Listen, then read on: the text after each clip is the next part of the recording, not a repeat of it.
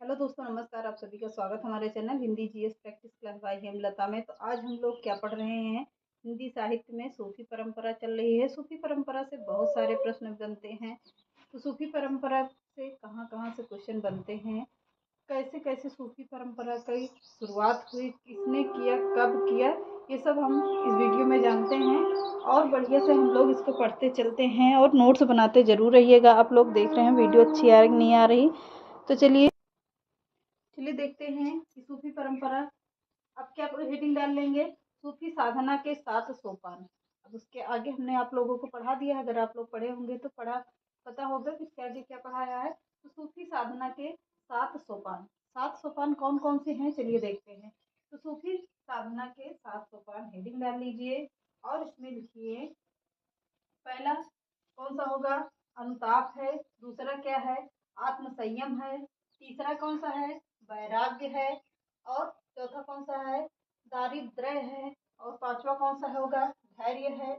और छठा विश्वास होगा। सातवां कौन सा होगा? प्रेम होगा। फिर से देख लेते हैं। अनुताप है, आत्म संयम है दूसरा, तीसरा है वैराग्य, चौथा है क्या? दारिद्र्य है। पांचवा कौन सा होगा? धैर्य है। छठा कौन सा है? विश्वास है। और सातवां क्या है? प्रेम है। तो इतना 7 सोपान हो गए। किसके? सूफी साधना के 7 सोपान हो गए। तो चलिए आगे उसके लिखते हैं। सूफी साधना के 4 मुकाम। 4 मुकाम यानी कि 4 पड़ाव।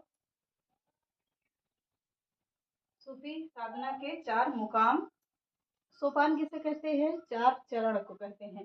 सॉरी, सोपान किसे कहते हैं? चरण को कहते हैं। इसमें लिख लीजिएगा।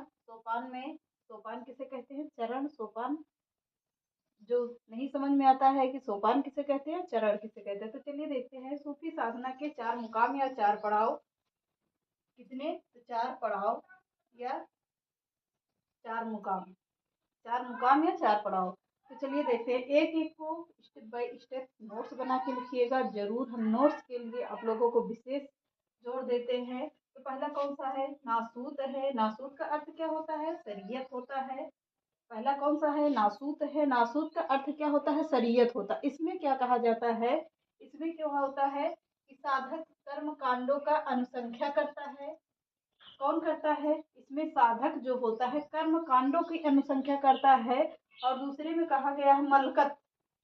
ये सब सूफी शब्द के हैं, यानी कि उर्दू के शब्द हैं ये सब। मलकत, मलकत का अर्थ होता है क्या? तरीकत।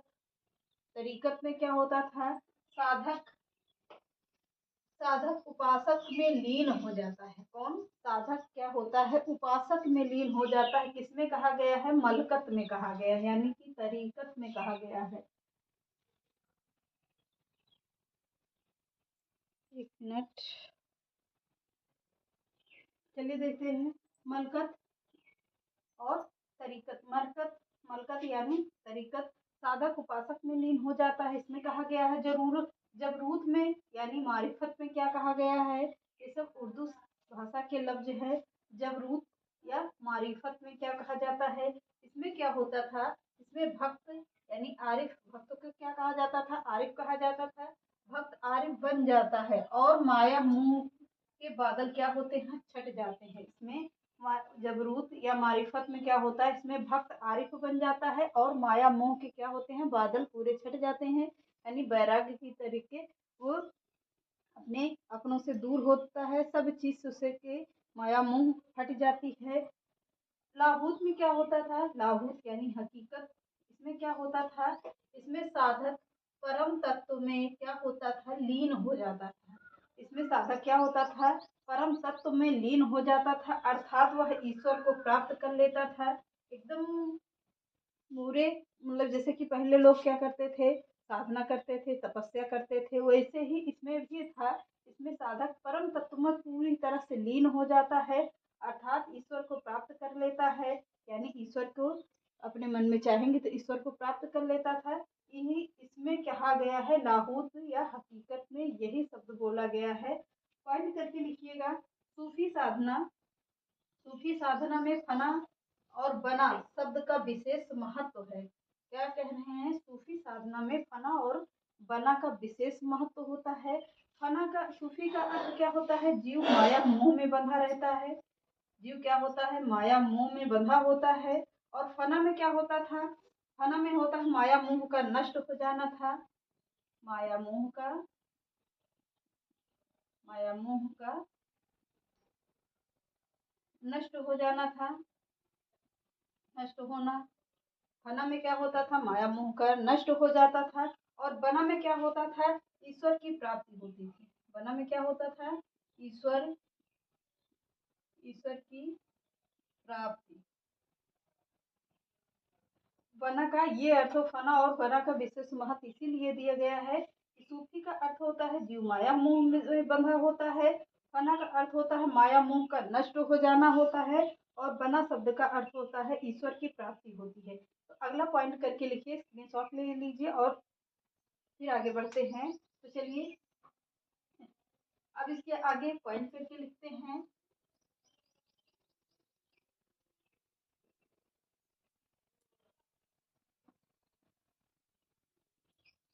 पॉइंट करके लिखते रहिएगा।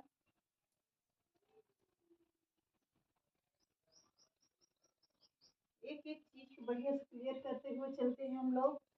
बढ़िया से नोट्स जरूर बनाइएगा। तो चलिए आगे लिखते हैं उसी के आगे। गुरु के ज्ञान द्वारा वह फना की स्थिति में आ जाता है। पॉइंट करके लिखिए। गुरु के ज्ञान द्वारा वह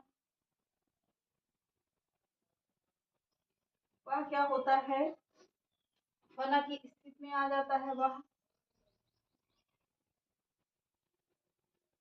फना की स्थिति में आ जाता है। स्थिति में आ जाता है। किसमें आ जाता है? फना की स्थिति में आ जाता है। और फिर वह वका को प्राप्त कर लेता है। और वह वका वका को प्राप्त कर लेता है। वका को प्राप्त कर लेता है। किसे प्राप्त कर लेता है? वका को प्राप्त कर लेता है। ये फना और वका ये सब क्या है? उर्दू भाषा के लफ्ज हैं जो पहले सूफी लोग बोलते थे या मुस्लिम लोग इसको बोलते थे। तो ये सब क्या होते हैं? उर्दू भाषा के लफ्ज हैं और मुस्लिम में बोला जाता है। सूफी परंपरा में भी इसी से शुरुआत हुई थी। तो चलिए आगे देखते हैं। इस्लाम धर्म में दो कोटियां हैं। हेडिंग डालकर लिखिए। इस्लाम इस्लाम धर्म में दो कोटियां हैं। कितनी कोटियां हैं? तो दो कोटियां हैं। कौन कौन सी हैं? कौन कौन सी है इस्लाम धर्म में दो कोटियां?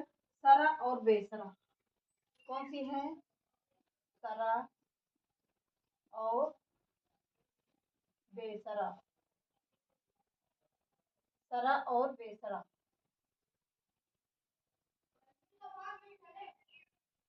कौन सी हैं? सरा और बेसरा किसमें है? इस्लाम धर्म में दो कोटियां जिसे बताया गया है सरा और बेसरा। सरा का अर्थ क्या होता है? अर्थात सरा का अर्थ होता है क्या? सनातनी।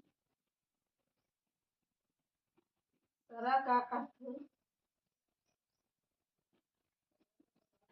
होता है सनातनी। सनातनी किसका अर्थ होता है? सरा का अर्थ होता है।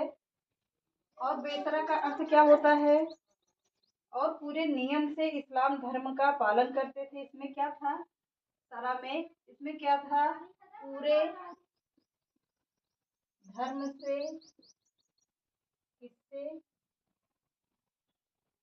सॉरी पूरे नियम से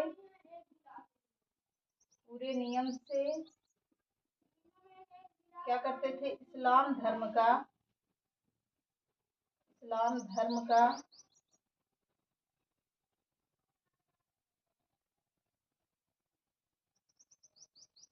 इस्लाम धर्म का क्या करते थे? पालन करते थे।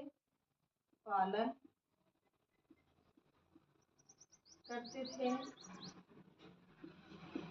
कैसे करते थे? सरा का अर्थ क्या होता था? सनातनी या पूरे नियम से क्या करते थे?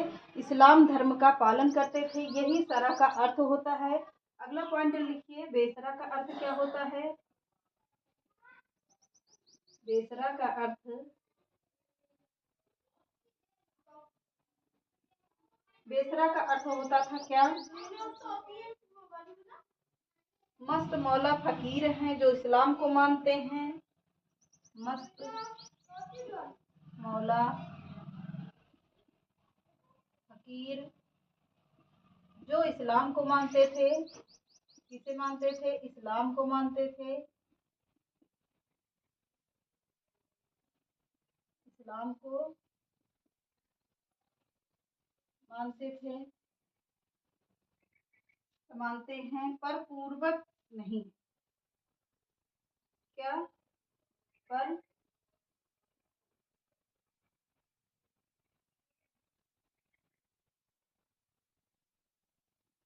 नियम पूर्वक नहीं मानते थे। क्या कहते थे? नियम पूर्वक नहीं मानते थे।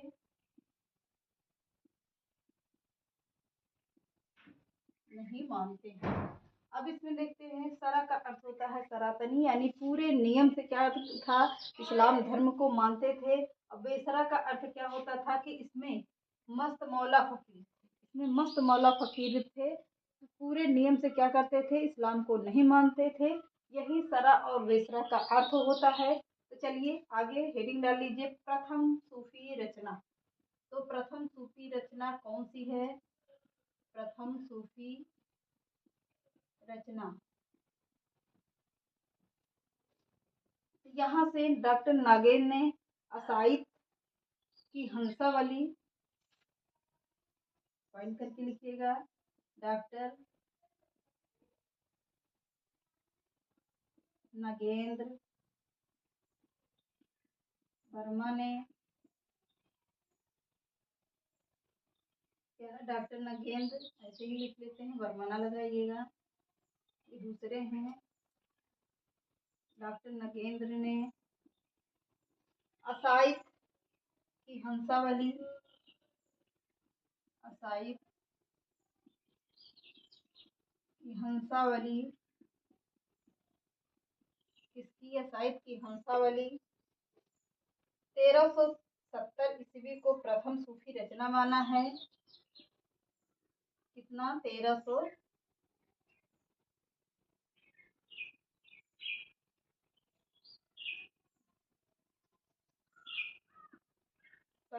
ईस्वी को प्रथम सूफी रचना माना है। प्रथम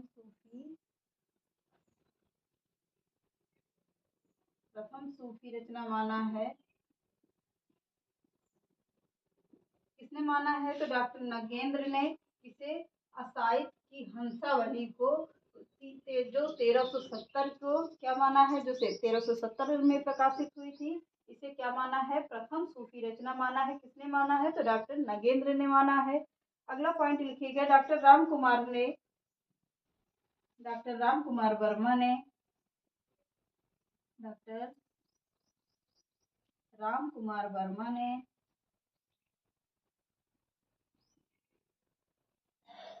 मुल्ला दाऊद की चंदायन ने, मुल्ला दाऊद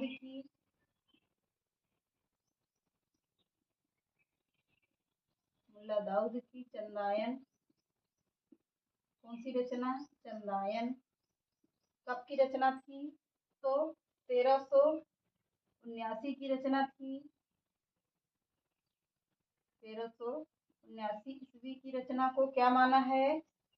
हिंदी की प्रथम रचना माना है।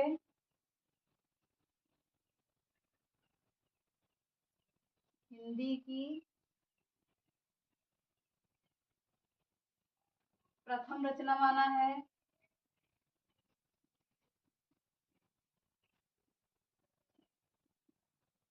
किसने माना है? तो फिर देख लेते हैं। डॉक्टर नागेंद्र ने असाइन की हंसावली 1370 की ईस्वी की रचना की है। क्या थी? प्रथम सूफी की रचना माना है। किसने? तो डॉक्टर नागेंद्र ने माना है। डॉक्टर राम कुमार वर्मा ने किसे माना है? डॉक्टर राम कुमार वर्मा ने मुल्ला दाऊद की रचना चंदायन, जो किस कब की है? 1379 की हिंदी की प्रथम रचना को क्या हिंदी की प्रथम रचना माना है? कौन सी हिंदी की प्रथम रचना माना है? यहाँ पर ऐसे लिख लेते हैं, प्रथम रचना माना है। किसने माना है? तो डॉक्टर राम कुमार वर्मा ने। मुल्ला दाऊद की चंदायन जो 1379 ईस्वी की रचना है, हिंदी की प्रथम रचना माना है। तो चलिए आगे देखते हैं। अब हजारी प्रसाद जी क्या कहते हैं? अब हजारी प्रसाद के अनुसार लिख लेते हैं।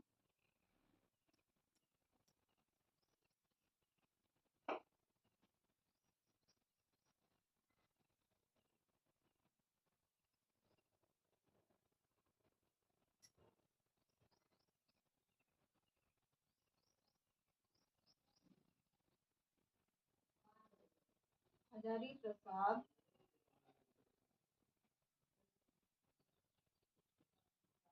प्रसाद द्विवेदी जी ने ईश्वर दास की सत्यवती कथा, ईश्वर दास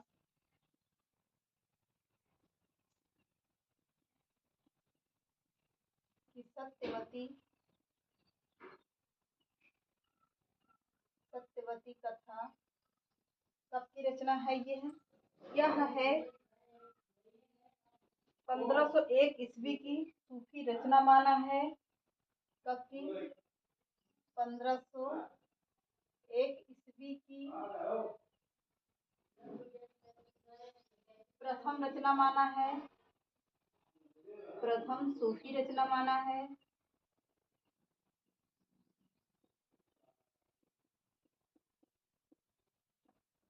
किसने माना है? तो डॉक्टर हजारी प्रसाद द्विवेदी ने ईश्वर दास की सत्यवती कथा जो कब की है? 1501 ईस्वी की प्रथम सूफी रचना माना है। प्रथम सूफी रचना किसने माना है? तो डॉक्टर हजारी प्रसाद द्विवेदी जी ने माना है।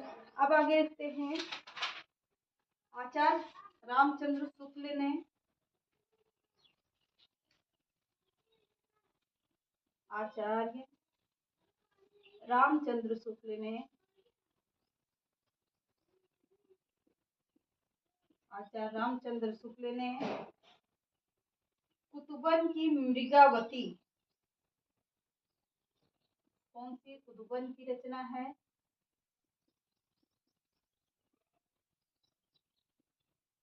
कुतुबन की रचना मृगावती कब की रचना थी? 1503 ईस्वी की 1503 ईस्वी की हिंदी की प्रथम रचना माना है। हिंदी की प्रथम रचना माना है।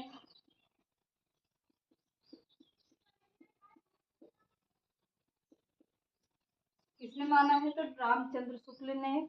कौन सी रचना? कुतुबन की रचना मृगावती, जो कब लिखी गई थी या कब प्रकाशित हुई है? 1503 ईस्वी में हिंदी की प्रथम रचना माना है। किसने माना है? तो रामचंद्र शुक्ल ने माना है। अगला पॉइंट लिखिएगा। आचार्य रामचंद्र शुक्ल ने ईश्वर दास को अवधि का प्रथम कवि माना है। रामचंद्र शुक्ल ने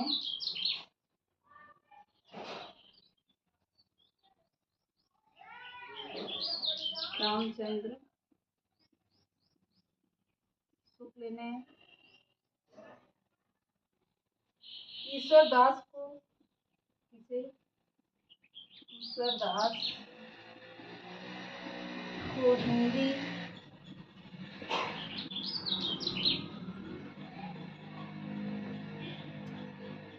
दास को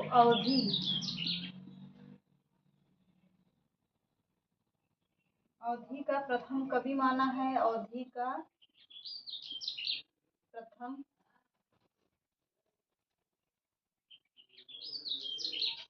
कवि माना है।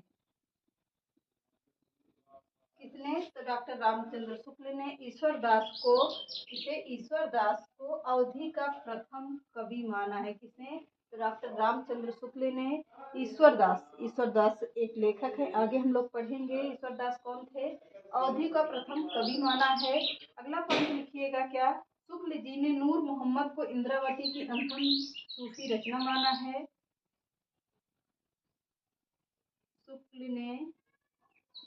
शुक्ल जी ने नूर मोहम्मद कौन थे? नूर मोहम्मद की इंद्रावती